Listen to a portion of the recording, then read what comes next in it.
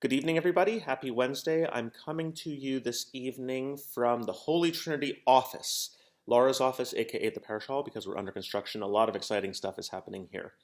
Tonight, I'd like to talk to you about what it means to be hip and make hip music. And I looked up in Merriam-Webster what hip means as an adjective, and it has two definitions. It is having or showing awareness or involvement with the newest developments or styles, and the other definition is very fashionable or trendy. You might not think of choir masters and organists as being hip, and that's because I'm not using the adjective in this sense. By this hip, you'll notice it's capitalized in YouTube. I'm using an acronym for historically informed performance, or sometimes you see two hips or two P's on this acronym, historically informed performance practice. I'd like to talk to you a little bit about what that means and how it shapes the way we make music nowadays. Hip music, historically informed performance, was really a concept that didn't get going until the end of the 20th century, beginning in the 1980s. And what it means is it means that we take into consideration the original performance of the piece and try to replicate as much of what the composer intended as possible. So if you look at recordings from the 1940s and 50s, you might have 300 singers singing the Bach B minor Mass with a full symphony orchestra. And obviously, that's not the way it originally happened with Bach. He would have had it would have been in a church. It would have been a very small group of all men and boys, probably, and definitely there weren't women in choirs in Lutheran Germany. And the orchestra would have been much smaller. Some of the modern instruments wouldn't have even been invented yet.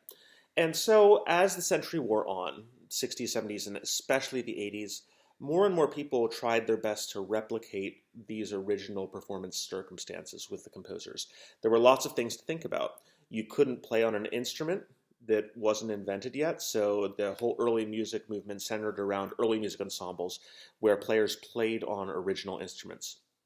They also considered the pitch of the orchestra because pitch wasn't standardized until 1936. That's pretty late in music history. That meant that when you went to three different churches, the organs would have played three different C's. If you would have played that note, they would have been tuned differently, and orchestras would always have to tune to those organ. So nowadays, everything is A440, 440 frequencies when you play the A above middle C. That's a very recent phenomenon. And most early music ensembles take that down about a half step, and you tune the orchestra to A415, which doesn't account for every circumstance, but at least gives a nod to our acknowledgement that pitch has raised over time and wasn't standardized back then. The size of the ensemble, I already mentioned, most of these works that were performed in churches had very small groups of all men and boys. So obviously in contemporary situations we have women singing the treble parts, but back in the day it was boys, little boys before prepubescent boys, singing the soprano part, and then either castratos or falsettists on the alto part.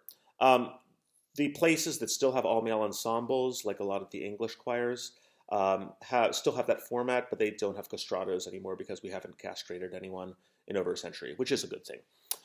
So falsettists take that alto part nowadays.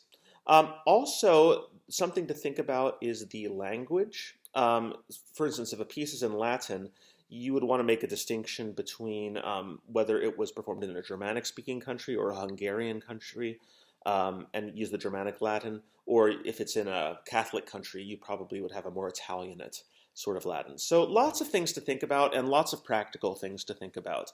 Obviously, in the 21st century, most people acknowledge that we should be having mixed ensembles with women. So that trend it doesn't necessarily translate everywhere, but there are practical things to think about too.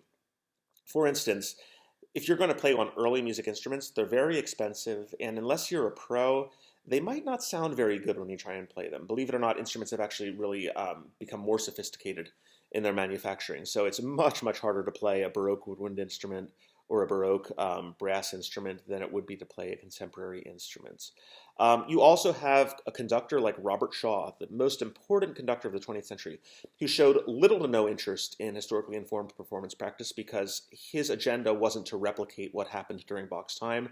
His agenda was to draw on as many amateur singers as possible and educate the country, send his method out into the country so that music education could be improved everywhere. So he had no interest whatsoever in having a group of 12 men and boys perform the B minor Mass. He wanted to get as many people in that room as possible.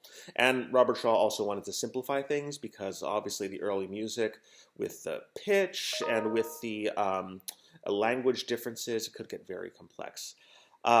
So that's what it means to be hip, historically informed performance. We try to replicate some of these things. We try to do our own thing other times, but we at least now give it some thought whenever we perform music that was written in a former century. Have a great week, and I'll see you next Wednesday.